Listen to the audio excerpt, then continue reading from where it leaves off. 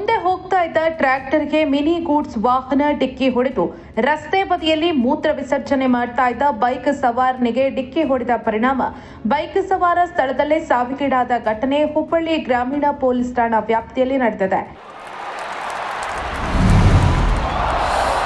ಪ್ರತಿ ಪ್ರಯತ್ನದ ನಂತರ ಕಾಳಜಿ ನಿಮಗೆ ಮತ್ತೆ ಶಕ್ತಿಯನ್ನು ತುಂಬುತ್ತದೆ. ಕಾಳಜಿಯಿಂದ ಪ್ಯಾಕ್ ಮಾಡಿದ ಶುದ್ಧ ನಂದಿನಿ ಹಾಲು. ನಂದಿನಿ. ಹುಬ್ಬಳ್ಳಿಯಿಂದ ಹಾವೇರಿ ಕಡೆ ಹೋಗ್ತಾ ಇದ್ದ ಟ್ರ್ಯಾಕ್ಟರ್ಗೆ ತಡಸ ಕ್ರಾಸ್ ಬಳಿಯಲ್ಲಿ ಹಿಂಬದಿಯಿಂದ ಅತಿ ಜೋರಾಗಿ ಬಂದ ಮಿನಿ ಗೂಡ್ಸ್ ವಾಹನ ಡಿಕ್ಕಿ ಹೊಡೆದು ರಸ್ತೆ ಬದಿಯಲ್ಲಿ ಬೈಕ್ ನಿಲ್ಲಿಸಿ ಮೂತ್ರ ವಿಸರ್ಜನೆ ಮಾಡ್ತಾ ಇದ್ದ ತಡಸ ಮೂಲದ ಪವನ್ ಎಂಬಾತನಿಗೆ ಗೂಡ್ಸ್ ವಾಹನ ಡಿಕ್ಕಿ ಹೊಡೆದು ಸ್ಥಳದಲ್ಲೇ ಮೃತಪಟ್ಟಿದ್ದಾನೆ.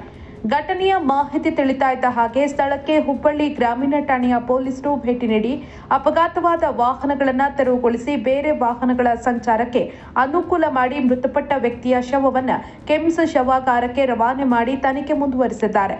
Vinay Reddy, public next.